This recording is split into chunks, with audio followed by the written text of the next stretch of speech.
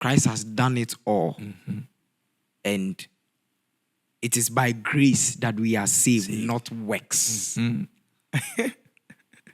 How do you tackle that? You see, when you say by grace we are saved, not works. Not works. And they see you're preaching about stop sinning, stop doing this. They call it works. And these are, half of the comments we received. We received a whole lot of comments on saying that don't talk about once saved, forever saved. And they were like, if we continue to talk like this and try to, hoot at sin, work at sin, we are working. It's works. Salvation by grace, because you are saved by grace, you don't need to do any other thing again to your salvation. Is Christ has done all for us. Wow.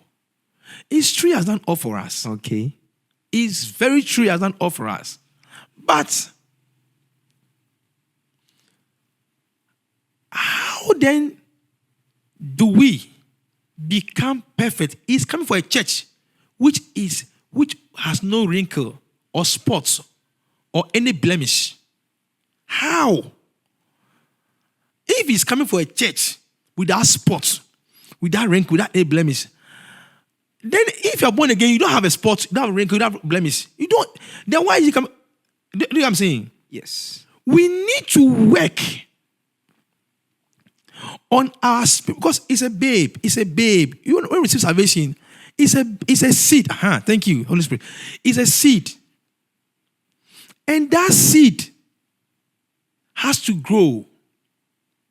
And when it grows, it produces the fruits. Okay. Do you know what I'm saying? So, in the same way, it is a babe. When you give life to Christ, a salvation receive is at its elementary. Okay, the life in a child, right, is the same life in a human being, right? But the ability of that child cannot be compared to a 40-year-old man. Okay. Do you know what I'm saying? Yes, sir. So, if by grace you became a child of God, wow. That child you gave birth to started fasting, doesn't eat well, eat any junk food. Do you think that child will become better? No, he will die. He will die, yes. Yeah. In the same way. So if you are telling us that by grace you are saved, you don't have to work on it, that means when you give birth to a child, don't make any effort. Just leave the child anyhow. Don't bath the child the whole month. Or, do you know what I'm saying? Yes, sir. There are principles guiding us, helping us to fulfill that which God has planned for us to become. So you give birth to a child to become a doctor, to become an engineer, a teacher. You don't leave the child that way. So you see the problem here is we have misunderstood grace. We have misunderstood grace. Oh, okay. You see, grace is not just unmerited favor or what we didn't work for. It's beyond that. Tell us more, please. Yes. Grace has to do with ability. Enough ability. God has given you more ability. So where there's more sin, people are sinning, you have more ability to overcome. So where sin abound, right? Grace abound more. You are in the midst of people, they are sinning everywhere, but you have received enough grace to overcome the sin. More ability to overcome.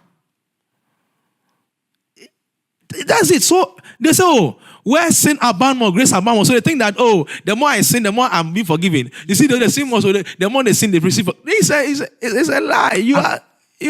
I've never heard this before. It's an ability. It's an ability. Grace, more ability, more strength, more ability to overcome, to live like God, like the godliness, the God-like life. Yeah. No more ability. That's grace. So if you see grace in this direction, you always overcome sin. You not sin. God hates sin. How can you be sin and say God is forgiving you? The more you sin, happy. You go and sing in church. You go and dance. The church needs help. Oh. You see? Oh.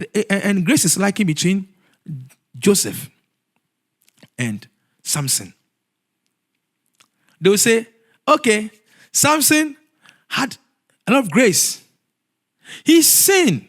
He had adultery, whatever. But still, the power of God came so strong. And he defeated. Don't worry about sin. Don't worry how you have sinned. Don't worry about that one. Leave it. Forget about it. Forget about this. And press on.